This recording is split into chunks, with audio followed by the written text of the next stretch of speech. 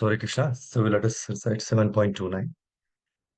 Jara marana mokshaya mamashritya yatanti ye brahma tadvidu kritsnam adhyatmam karma chakilam.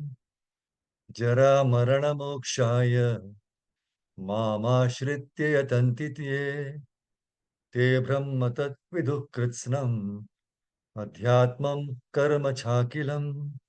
Translation by Srila Prabhupada. Srila Prabhupada ki jai. Intelligent persons who are endeavoring for liberation from old age and death take refuge in me in devotional service. They are actually Brahman because they entirely know everything about transcendental activities. Go to the next verse, 30. Sadi bhutadi daivam ma sadi yajnam cha ye viduhu prayana kale api cha mam te vidur yukta chetasaha sadi bhutadi daivam mam Sadiyajnam cha ye viduhu prayana kare api cha mam te viduryukta chetasaha. Translation and translation by Srila Prabhupada, Srila Prabhupada ki jai. Those in full consciousness of me, who know me, the Supreme Lord, to be the governing principle of the material manifestation of the demigods and of all methods of sacrifice, can understand and know me, the Supreme Personality of Godhead, even at the time of death. Srila Prabhupada ki jai. So this is a very, very wonderful chapter in the knowledge of the absolute truth. Actually, this 7th chapter particularly, it explains how one can become a fully Krishna conscious person. So the beginning of Krishna conscious is association of persons who are Krishna conscious. And such association is spiritual and it puts one directly in touch with the Supreme Lord. And by His grace, one can understand Krishna to be the Supreme Personality of Godhead. So many subjects are discussed in this chapter, like man in distress, inquisitive man, the man in want of material necessities, knowledge of Brahman, knowledge of Paramatma, liberation from birth, death, and disease, worship of the Supreme Lord. However, he is actually elevated, the person will be elevated in Krishna consciousness, who is already elevated. No, he does not care for these different processes. He simply directly engages himself in the activities of Krishna consciousness. And thereby, factually attains his constitutional position as the eternal servitor of Lord Krishna. So in such a situation, what happens? He takes pleasure in hearing and glorifying the Lord in pure devotional service. So because he's convinced that by his doing so, all his objectives will be fulfilled. So this determined faith is called Dhrida Vrita.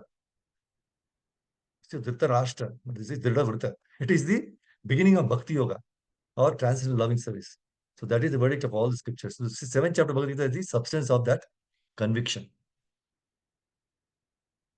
See in the previous verse, 7.28, Yesham tu antagatam papam jananam punya karmanam te dvanda moha nirmukta bhajanti mam Dhrida Vritaha.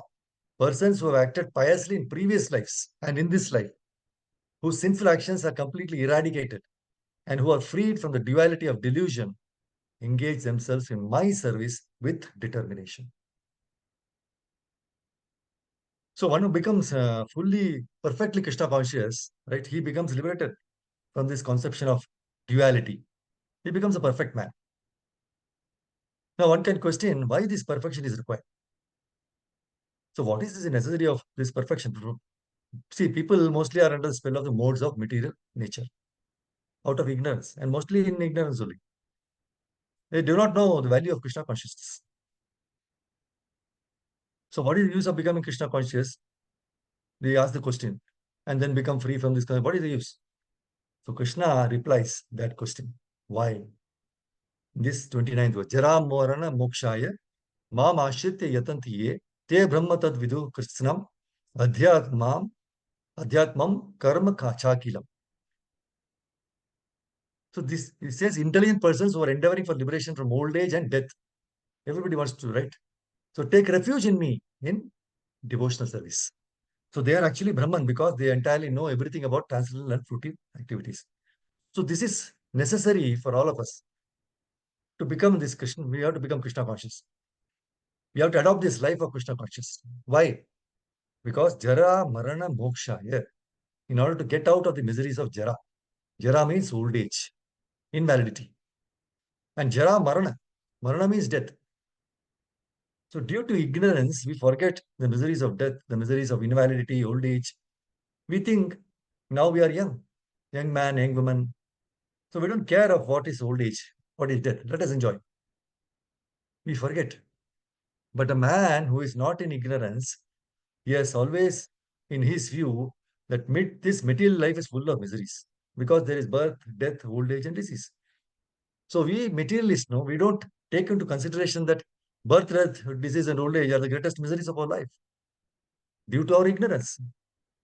But this ignorance has got to be removed if one has to become or come out of these clutches of these four, Jara, Marana, right?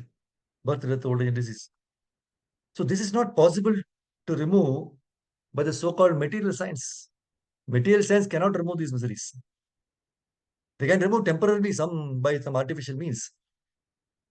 See, just like you are feeling hot, right? What do we do when we come home? Put on the air condition. We feel some comfort. That is temporary. But our ultimate miseries are these four things. Jara, Marana, Moksha. Jara, old age, birth, death. So Krishna says, Jara, Marana, Mokshaya, Mam Ashritya. If one has ambition for getting out of these four, then if he is intelligent enough, then Jara, Marana, Mokshaya, Mam Ashritya. Come under Krishna consciousness. So that one can attain his life, the activities in life, real activities. See, activities must be there. We cannot stop it, right? So long we have got this body, we have to do some activity. We have to be active because soul is active by nature. But that activity should be dovetailed towards Krishna consciousness. So, Jara Marana Mokshaya Mam Ashati Yatanti Ye. Yatanti means one who endeavors in that way. Te Brahma. They are actually Brahman. Brahman means they are transcendental. Te Brahma Tad Vidu Kritsnam. So they can understand what is the meaning of Brahman, transcendence. Te Brahma Tad Vidu Kritsnam Adhyatmam Karma Chakilam. So they understand what is Brahman and their work and activities are also Brahman. See, there are two classes of transcendentalist. One class is the impersonalist because they want to stop all the activities. They think like when one comes in one in with transcendence, then their activities stop. But actually, from Bhagavad-gītā, we find that te krishnam adhyatmam karma cha akilam. So their activities are not stopped, but the quality of activity is changed. Brahman. So quality of activities become transcendental. So karma cha akila. Akila means whatever it does in Krishna consciousness, that becomes Brahman, transcendental. That means free from contamination of the three modes of material nature.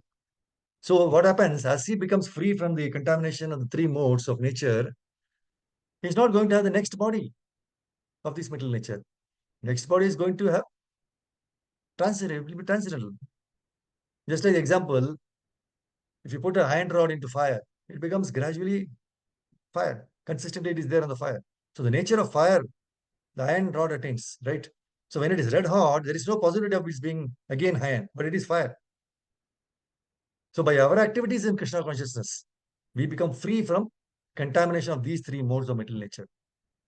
And at the end, we become purely spiritual, transcendental.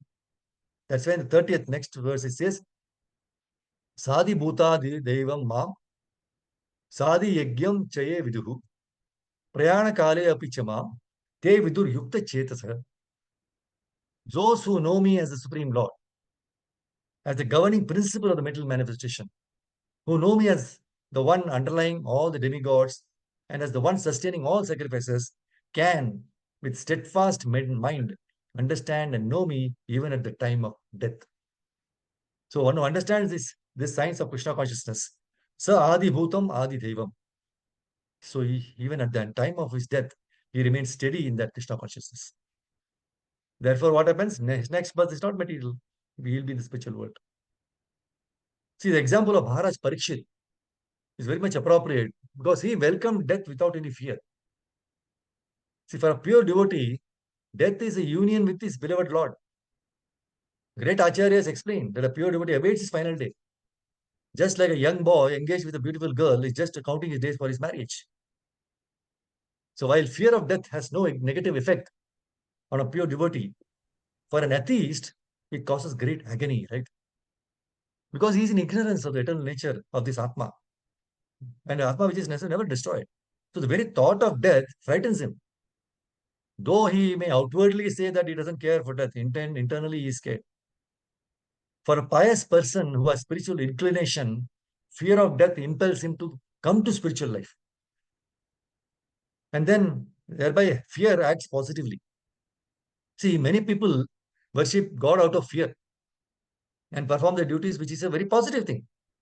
And even worshipping out of fear, people accumulate spiritual merit. This we have to understand. See, from the Vedas, we learn that the Devatas, demigods, who are great personalities, no, they do their duty out of fear, and which is mainly due to awe and reverence for the Supreme Lord. See, in Srimad Bhagavatam, Kapil Muni, Lord Kapila, while explaining the glories of devotional service to his mother Devahuti, he says in 3:25-42, Mad bhayad vatiya vato vatoya suryas tapati mad bhayat varshatindro dahati agnir mrityush charati mad bhayat. He says, it is because of my supremacy that the wind blows out of fear of me, the sun shines out of fear of me, and the Lord of the clouds, Indra, sends forth showers out of fear of me. Fire burns out of fear of me, and death goes about taking its toll out of fear of me. So in this case, fear towards the Lord causes the Devatas to obey his instructions and carry out his order. So in this way, they make spiritual progress and become pure devotees. So fear, which is directed towards the Lord, and miseries of this world lead one to the path of fearlessness. If it is only towards the Lord, the miseries are totally eradicated, and everyone will go to the path of fearlessness. See, long back, one of my close friends, he had an association of devotees, few years back, very nicely, and began chanting the holy names. But due to lack of association, he could not continue the devotional service after that. But after so many years, when I saw him, he started chanting and associating with devotees very seriously. I asked him, what made you start again? He said, I saw the sudden death of a few of my close friends and relatives, and the pathetic way in which a few of my relatives died due to various diseases. He said, I am really scared to see these things. And I want to surrender to the Lord so that I can attain relief from this material world, which is a place of disease and death. So Krishna, that's why he states in 7.29, just Jara Marana Mokshaya. So the Lord glorifies such pious people who take shelter of him for getting relief from old age and death. For such people, Krishna, who is feared by death, even Yamaraj himself, gives him remembrance at the end of the life and frees them from the cycle of birth and death. So somehow or the other, if a person takes shelter of the Supreme Lord, no, he can be promoted to the stage of complete fearlessness. See, old age, right? While combing the hair, when one observes few gray hairs showing up here and there, right? This is the first reminder from Yamaraj regarding old age. Because nowadays, young people also having old because of stress and so many things, right? See, the body changes slowly. It happens very slowly, right? We cannot see also. So there are many cosmetics such as hair dye, face cream to cover up the symptoms of old age. Unfortunately, there is no medicine to clear up the anxiety which accompanies old age. Old age is not like it's not liked by anyone. And people want to stay youthful always, right? Because of the Atma. And Atma is naturally free from old age. It is called as Vijara, free of old age. When we foresee the miseries of old age, while we are young and stay prepared, there is some hope that we will be less affected by the trauma caused by it, right? When we actually face it. So that's why Krishna again, Jarana Marana Mokshaya Mahamashitika, come under me. So the solution is to take shelter of the Supreme Lord so that we will not be bothered by the onslaughts of old age. If the Lord decides to shower his special grace upon us, one can alleviate even the physical suffering. The Guru Maharaj used to say, as we grow old, the body is bound to deteriorate and the senses are bound to become weak. However, when we engage our senses in the Lord's service, The deterioration is delayed and slowed down. So we are transcendently proud, know that in spite of our advanced age, the voice has not broken down and it's cleared due to Lord's mercy. So this is because the sense of speech is engaged in chanting the Lord's glories. So usually as the years pass by, we become less energetic. However, for a pure devotee engaged in Krishna consciousness, he becomes more and more youthful. The reason is that Lord is always youthful and never grows old. So when we are in touch with the Lord, who is always youthful, we also transcend the miseries of old age. So the Vedas direct us to glorify the Lord Narsimha, who is always youthful. There's a beautiful verse from Narsimha Tapaniya Upanishad, where it says, praise that youthful Yuvanam, fierce Narsimha, man lion, who is well known in the Vedas, who dwells in the heart and who is the destroyer of all evil forces. O Lord, praised by me, please destroy all my enemies, lust, envy, anger, etc. So when we chant the glories of the eternally youthful Lord, who is glorified in Bhagavad-gītā, Bhagavatam, the Narsimha Tapani Upanishad, we can be least affected by the miseries of old age. So this glorification should start when the body is young and senses are energetic. So unless we have the goal to be free from birth, death, old age and disease, we won't be fixed in our vows. Prabhupada says it is like sitting in a first class compartment in a train. The thing is that the train is not moving. So we may be in the train for first class, for years and years. Right? So we may have comfortable situation in our life or even the heavenly planets, but for millions of years, we'll continue to remain in the middle world because we are not moving towards that goal. So we do not care in the midst of all enjoyment whether my train is moving or not. So we are simply busy in enjoying the comforts. So this is not what we want. So to come into contact with Krishna consciousness is not only by the mercy of the Lord, but mainly by devotees. That's we have to understand this. But to come into contact with Krishna, we can understand also about how we came, right? So to come into contact with Krishna consciousness, not only by the mercy of Lord, mercy is there, but mainly by devotees. So most of us have not come to Krishna consciousness on our own. It is mainly due to devotees' mercy. By that mercy, we have been put in the most auspicious path of devotional service to the Lord. And we are trying to understand the Lord in a small way. Therefore, it is very important to understand that through this transcendental association, we are becoming purified. So, very important point, meaning of transcendental association. Prabhupada states, in the transcendental association of Krishna consciousness, one can understand how the Supreme Lord is the governing principle of the material manifestation and even of the demigods. So, transcendental association with devotee means, number one, except me, everyone else is a pure devotee. Two, so never take for granted any devotee, whether neophyte or not. Three, treat everybody as you treat the Lord and the spiritual master and serve them accordingly. Four, only topics regarding Krishna should be discussed among devotees and not fault finding, criticizing, blaspheming other devotees. Five, be always grateful to the devotee who has put us in this path and never forget him. See, our tendency is that as soon as we spend so many years in Krishna consciousness, we tend to think everybody as lower than us, especially because we feel that we have some knowledge about the scriptures. Knowledge is not owned by us, it belongs to Krishna. We have acquired this knowledge through the transcendental association of devotees. So we take every devotee for granted, no, and start dictating our terms to them. So these tendencies make our association non-transcendental. And we don't feel charged up after association with them. Also, we do not understand the value of the transcendental association, and because we always take them for granted. Suppose, very important point to understand, suppose at the time of our death, by Krishna's mercy, we were able to have the association of one such devotee. Immediately, the devotee will remind us of all the transcendental association which we had with them, and we will remember and we'll be able to remember Krishna at that moment. So, this remembrance at the time of death will assure us a place in the spiritual world. So, how much valuable is the transcendental association of devotees? So, how can we afford to take devotees for granted? This is the greatest pitfall which binds us in the material world and unable to really feel the transcendence at the time of association. So the association becomes like a get-together party. So there is no difference between Krishna consciousness and other religious groups. That is the reason we are not able to understand that Krishna is the governing principle of cosmic manifestation.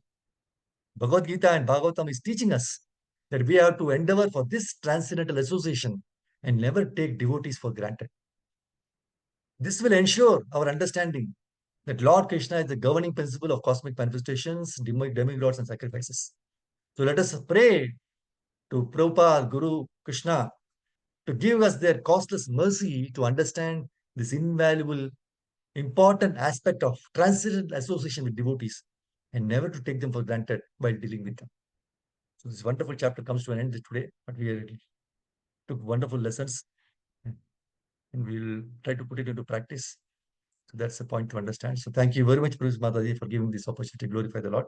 Hare Krishna, Granthara Srimad Bhagavad-gītā ki jai, Shri Prabhupada ki jai. Gita go from there. Hare Krishna.